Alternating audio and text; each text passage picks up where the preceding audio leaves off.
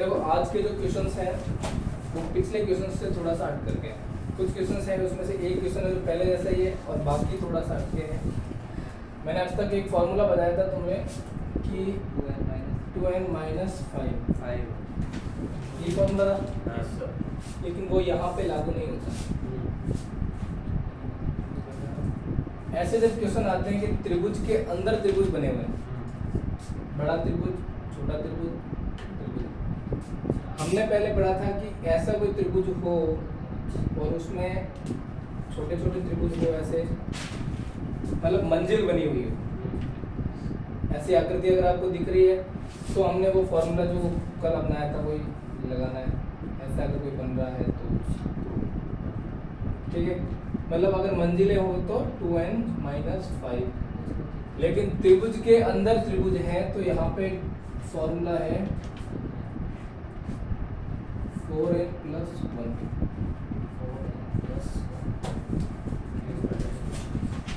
4n+1 मतलब n का मतलब क्या है? नंबर ऑफ ट्राइंगल्स, त्रिभुजों की संख्या। नंबर ऑफ ट्राइंगल्स जैसे 1 2, इसमें लिखिए 1 2 3 4, ऐसे कर लो 1 2 3 4, ऐसे 1 2, यहाँ पे दिख रहा है तो 1 त्रिभुज के अंदर त्रिभुज है ना सर, 2 3 4 5। आपको वो त्रिभुज गिनने जो त्रिभुज के अंदर है, आप पूरे त्रिभुज की संख्या ज्ञात करनी है, ठीक है। जैसे ये वाला त्रिभुज हो गया पूरा, संगीता देख ले पहले, बाद में बता देना। एक पूरा ये त्रिभुज, इसको एक काउंट किया, फिर बड़ा वाला पूरा दूसरा, तो 2 त्रिभुज है यहाँ पे। बड़ा वाला त्रिभुज ये 1, उसके बाद में छोटा वाला 2, फिर ये 3, फिर ये 4। तो इस तरीके से त्रिभुज को काउंट करना है, ठीक है। तो अगर हम इस फॉर्मूले के माध्यम से इसके आंसर निकालें तो क्या आएंगे आंसर?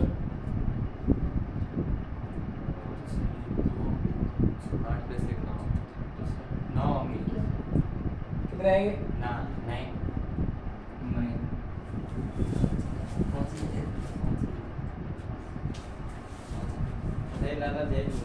पहले आपने कितने बताए थे इसमें? 5।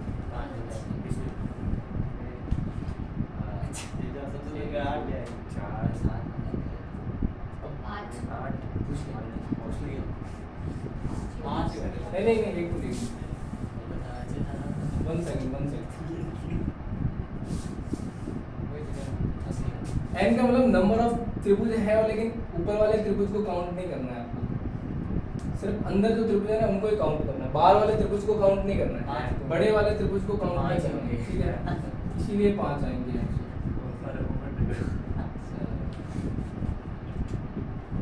It's my mistake. आपको बड़े वाले त्रिभुज को काउंट नहीं करना है, बड़े वाले त्रिभुज को काउंट नहीं करना है। आप देखो यहाँ पे आपने कितना बताया था? 13 आएंगे ना, देखते हैं 13 आएंगे। 1 2 और 3 त्रिभुज है तो 12, 3 + 1 12 + 1 आएगा 13। यहाँ पे देखो 1 2 3 और 4, 4 × 4 + 1 16 + 1 17।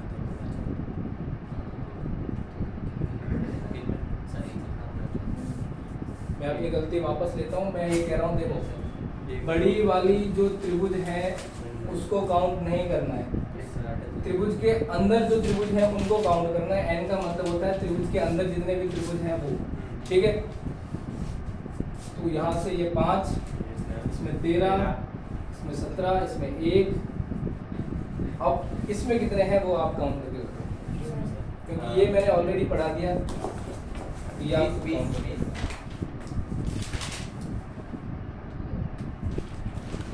तो इस त्रिभुज में कितने आएंगे?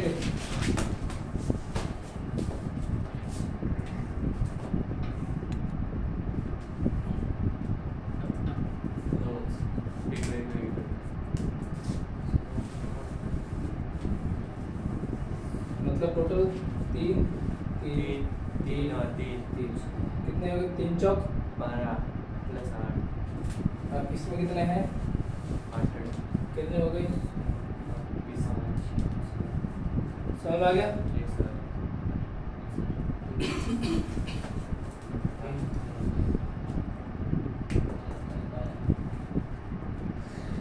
चलो आपके सामने जो प्रश्न है इनको सॉल्व करो। इनको तो आपने सीधा काउंट कर लेना है और इनको भी वैसे ही काउंट करना है जो मैंने अब तक जो मेथड बताए हैं आप लोगों को भी।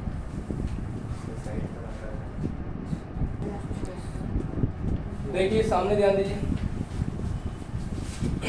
इसके अंदर जो टॉपिक है मतलब अपने मैंने तो आपको पहले बताया था कि ये वाला आपको कैसे काउंट करना है अलग अलग। इसके अंदर मैंने आधी डंडी भी डाल रखी है, ठीक है। तो इसको कैसे काउंट करेंगे, इस तरीके की आकृति इसके अंदर है 1 2 3 4, ठीक है 10 हो गए। 1 2 और 3 कितने लाइन है? 30। ये कितने हो गए टोटल? 90। मतलब 30 30 30। अब देखो ये जो आकृति है हमने पहले बनाई थी उसमें क्या आएगा, फॉर्मूला अगर लगाएंगे 4m + 1 ये कितना आएगा 5। लेकिन इस 5 में सारे काउंट हो रहे हैं, ये वाला भी काउंट हो रहा है, ये वाला भी काउंट हो रहा है और ये वाला ये काउंट हो रहा है। नहीं फॉर्मूला लगेगा लेकिन इन 3 को इन 5 में से घटाना है। तो क्यों घटाना है? क्योंकि जो 3 एक्स्ट्रा हमने ये वाला त्रिभुज और ये वाला जो रेड दिख रहा है वो ऑलरेडी हमने यहाँ पे काउंट कर लिया। आंसर 92। तो डबल बार काउंट नहीं करेंगे, तो अपने जो 3 है वो घटाएंगे तो कितने बचेंगे 2। इस 2 को इसमें ऐड करेंगे तो कितना बचेगा, कितना टोटल होगा? ऑप्शन क्या है? 90 बोला 95 से आधा नहीं समझ में आ गया? अब देखो ये इसमें अब तक जो अभी आपने कॉन्सेप्ट पढ़े हैं वो सारे यूज करने हैं।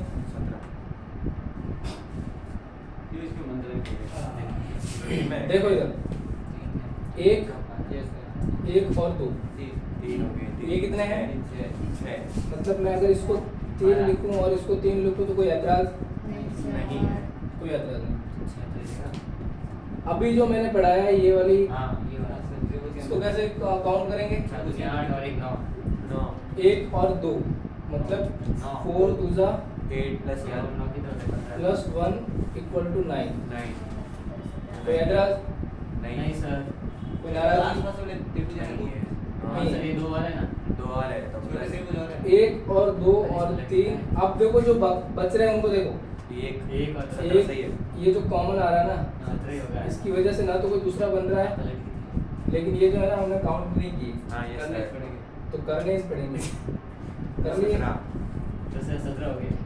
हाँ तो टोटल कितने हो गए? Answer is correct. Your answer is Correct. अब देखो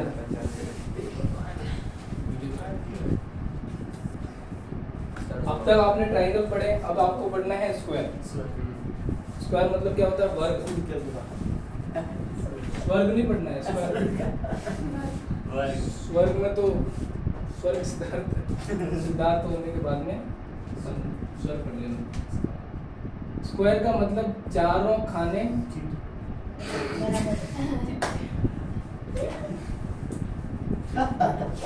चारों बजाय समान हो वो स्क्वायर होता है। चारों खाने जितनी का चारों खाने 1 2 3 ये चारों भुजाएं क्या होती हैं? सभी बराबर होती हैं। अगर मेरे को ये मान लूँ इसको भी ए ही होगा तो ये भी क्या होगी? ए होगी। ये भी क्या होगी? ए होगी। अगर इस तरीके से बॉक्स दे रखा है तो ऐसे बॉक्स में कितने स्क्वायर है टोटल? 1 2 3 और 4। तो आपको पता चल गया कि एक ऐसे बॉक्स के अंदर टोटल कितने स्क्वायर होंगे? 4 5 कितने होंगे? 5 एक पूरा होगा। 5 बॉक्स होंगे, ठीक है। 5 तो समझ में आ गया? ये 4 तो ये रहे, 5वां ये लाल वाला दिख रहा है वो यस सर। बड़ा वाला। अब इन्हीं को देख करके ये काउंट करने सबसे पहले आपको क्या काउंट करने कि कितने स्क्वायर? 1 2 3 और 4 चार 1 2 तीन 3 चार कितने स्क्वायर है? चार 4 स्क्वायर है। तो एक तो एक तरीका है कि आप एक एक करके सॉल्व करो फॉर्मूले से। नहीं मतलब जैसे आपको एक बॉक्स से सॉल्व किया दूसरे बॉक्स से एक टोटल कितने बॉक्स है? 4 आए, 4 वर्ग बन रहे हैं ना। 4 को किससे गुणा कर रहा हूँ? 5 से कितने आ जाएंगे? क्योंकि एक स्क्वायर के अंदर टोटल कितने हैं? 5 स्क्वायर हैं। तो एक दूसरे स्क्वायर के में भी 5 ही होंगे, तीसरे में भी 5 ही होंगे और चौथे में भी 5 ही होंगे। तो 5 चौक 20। चलो पाउंड तो याद हो गया। देखो अब तक जो आपने स्क्वायर पढ़ा है इसमें नॉर्मली कैसे स्क्वायर काउंट होते हैं गिन करके, अब तक आसानी से हो जा रहे थे।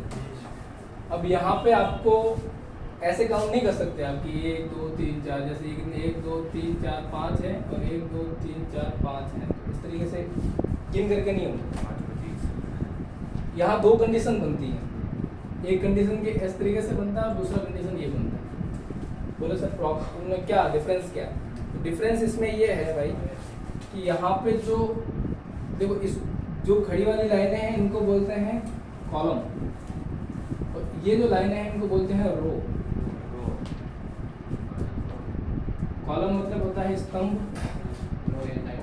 रो का मतलब होता है पंक्ति।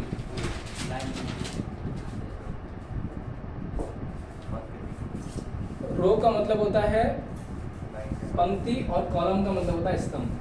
तो जहां पर रो एंड कॉलम इक्वल हो वहां क्या करना वो देखते हैं। जहां पर भी आपको ऐसा बॉक्स दे रखा और रो भी बराबर है, जितने नंबर रो के हैं मतलब 1 2 3 4 5 रो है और 5 ही कॉलम है, तो वहां पे कैसे काउंट करना है? 1 2 3 4 5, ठीक है। 1 2 3 4 5, ठीक है। अब यहाँ क्या करना है? 1 का स्क्वायर, 2 का स्क्वायर, 3 का स्क्वायर, 4 का स्क्वायर,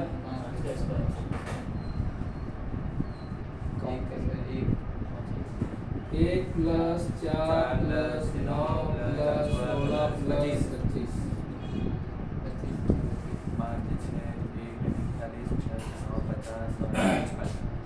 कितने बन रहे? 5 9 14 16 और 14 कितने होते हैं? 30 और 25 55 55।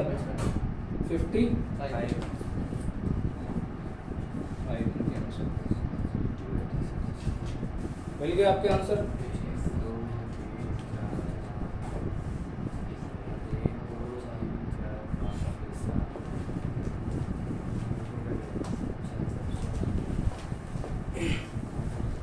अब देखो अगले में देखो सेम तरीका यहाँ पे भी अपनाना, लेकिन यहाँ पे जब रो एंड कॉलम सेम ना हो तब क्या करना होता है? यहाँ पे जब रो एंड कॉलम सेम हो तब तो अपन क्या करेंगे? मैंने ये स्क्वायर क्यों किया? स्क्वायर क्यों किया? दोनों सेम थे इसलिए, लेकिन मैंने क्या किया? रो एंड कॉलम को दोनों को आपस में क्या कराया? मतलब इसको इसको गुणा किया है, इसको इससे गुणा किया है मैंने, इनको इससे गुणा किया है, इसको इससे गुणा किया है। मतलब आप समझ रहे हो मैंने क्या किया है? समझ रहे हो? मतलब समझ रहे हो?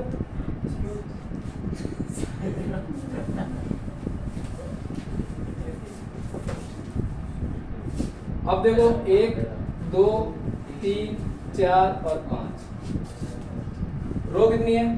5। रोना नहीं है। 1 2 3 4 5 6 7 रो एंड कॉलम को अलग अलग रखो। क्या करेंगे? मेथड वही लगाना है। क्या? रो बाई कॉलम। मतलब पंक्ति को कॉलम से गुणा कराना है, यही मेथड यहाँ पे भी लगेगा। हमने यहाँ पे स्क्वायर कराया क्योंकि दोनों नंबर और रो एंड कॉलम बराबर थे, लेकिन यहाँ पे क्या होगा? बराबर नहीं है तो इसको गुणा कराओ, इनको इससे इसको गुणा कराओ, इसको इससे गुणा कराओ, इसको इससे गुणा कराओ, इसको इससे गुणा कराओ। रुको, थोड़ी देर रुको।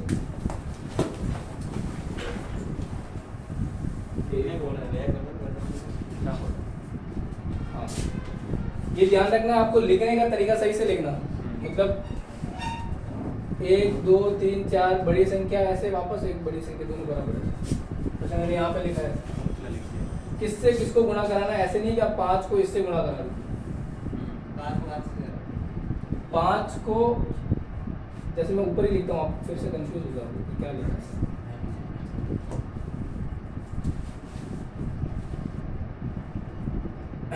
इधर 1 2 3 4 5 6 7 बड़ी संख्या को बड़ी संख्या से नहीं करवाना है।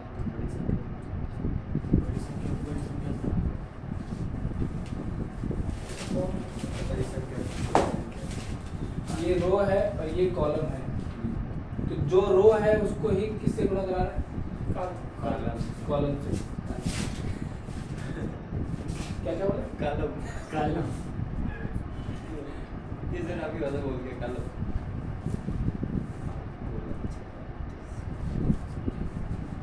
चलो ऐसे ही करना, बड़ी संख्या को बड़ी संख्या, बड़ी संख्या को बड़ी संख्या से। इसको इससे, इनको इससे, इसको इससे, इसको इससे, बच रहे कौन से? ये दोनों, इनको पीछे रख लेंगे, वैसे ही जोड़ देंगे। अब देखो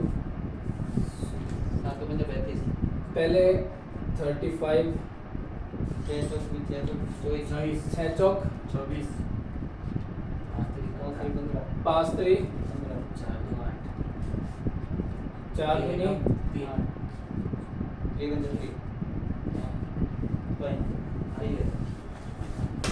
प्लस 2 1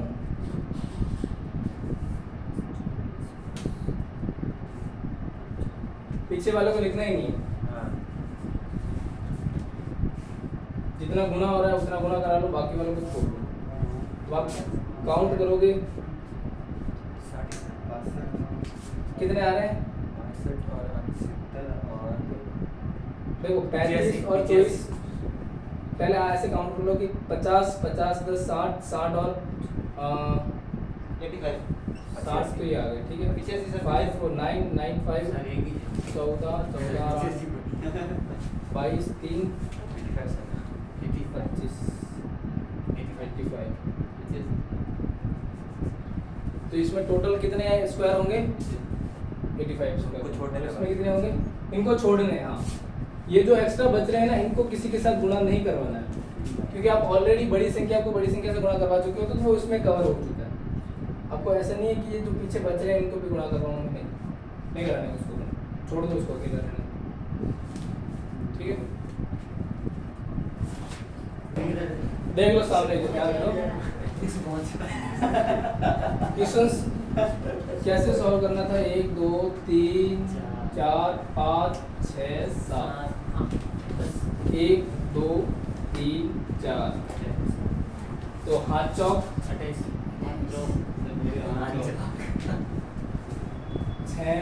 3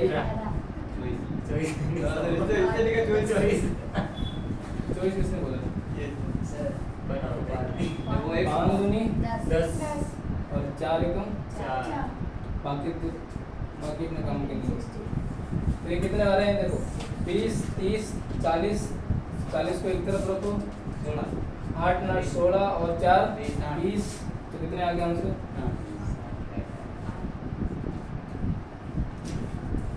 हम बढ़ गया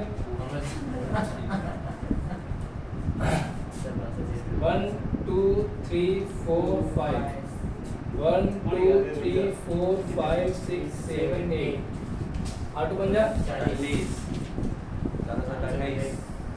7 चौक 6 3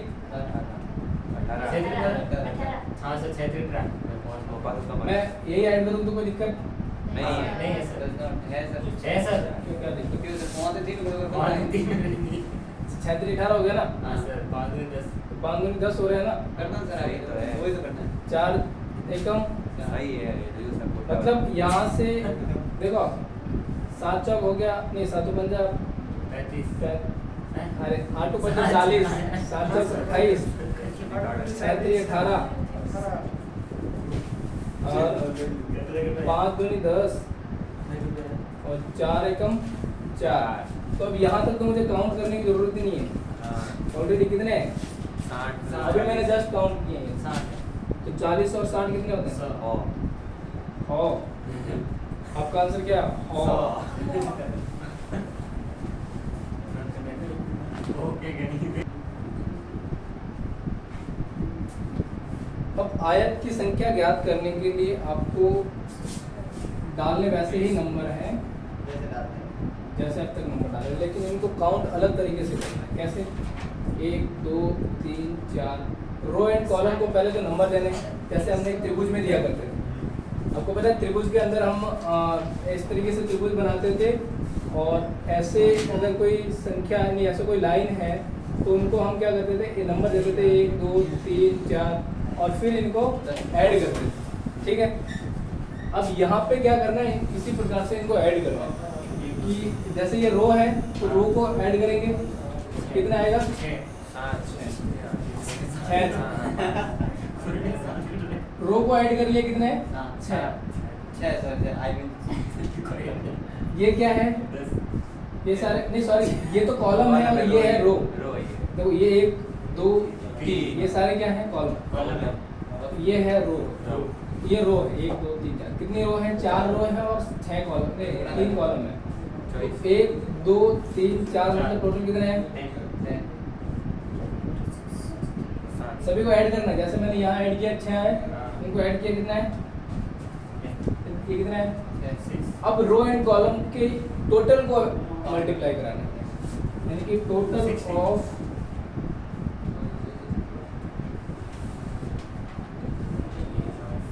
रो and column, total of row and column कितना है 6 गुणा कितना आ गया 6।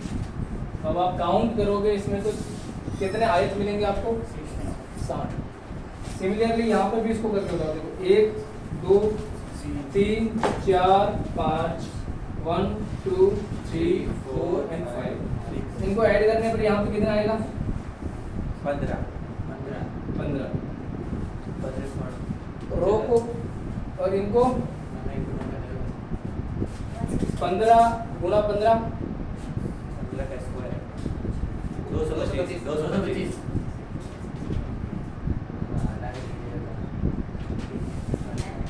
आगे आपका आंसर। अब एक और लगे हाथ एक क्वेश्चन को देख लो, वर्ग स्क्वायर को नहीं सॉरी सर्कल के क्वेश्चन। सर्कल के क्वेश्चंस किस तरीके से पूछे जाते हैं, जैसे मान लो ये सर्कल है, इसी सर्कल के अंदर आपको एक सर्कल दे रखी है,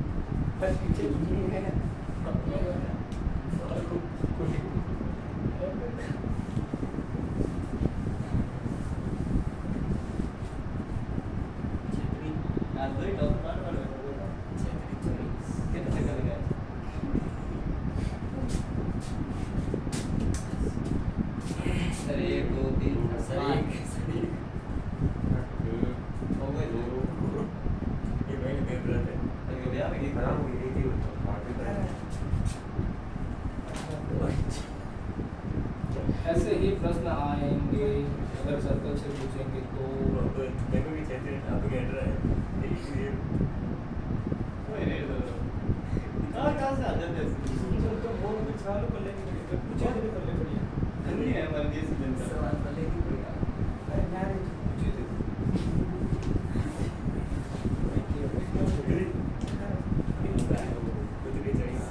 एग्जाम पास करके आना प्लीज।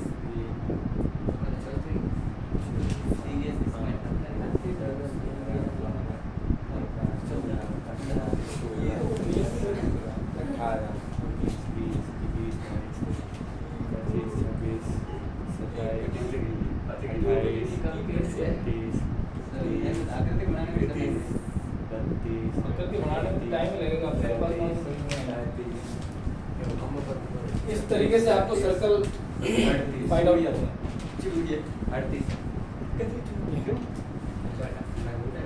अच्छा, सर्कल वाला समझ में आ गया? आयत वाला समझ में आ गया? नहीं आया? आया नहीं सर। वो सब बोल रहे हैं।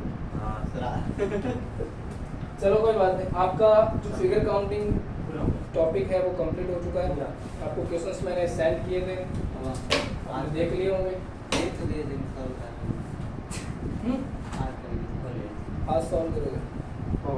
चलो बढ़िया। चलो चलो,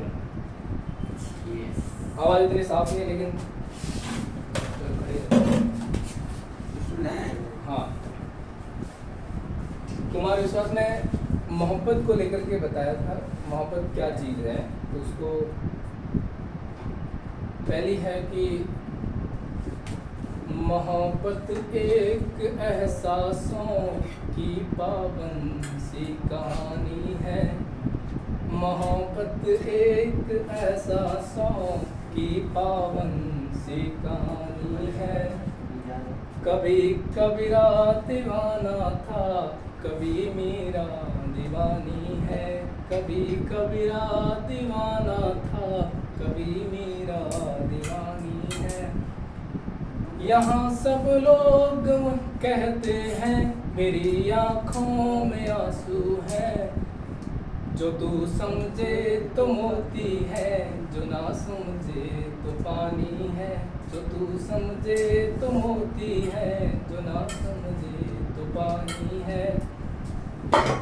पनाहों में जो आ जाए तो फिर उस पर वार क्या करना। पनाहों में जो आ जाए तो फिर उस पर वार क्या करना। जो दिल टूटा हुआ हो फिर उस पर अधिकार क्या करना। पनाहों में जो आ जाए उस पर वार क्या करना। जो दिल टूटा हुआ हो फिर उस पर अधिकार क्या करना। मोहब्बत का मजा तो डूबने की कसमकस में है। मोहब्बत का मजा तो डूबने की कसमकस में है। जो हो मालूम गहराई तो दरिया पार क्या करना। जो हो मालूम गहराई तो दरिया पार क्या करना। बहुत बहुत धन्यवाद।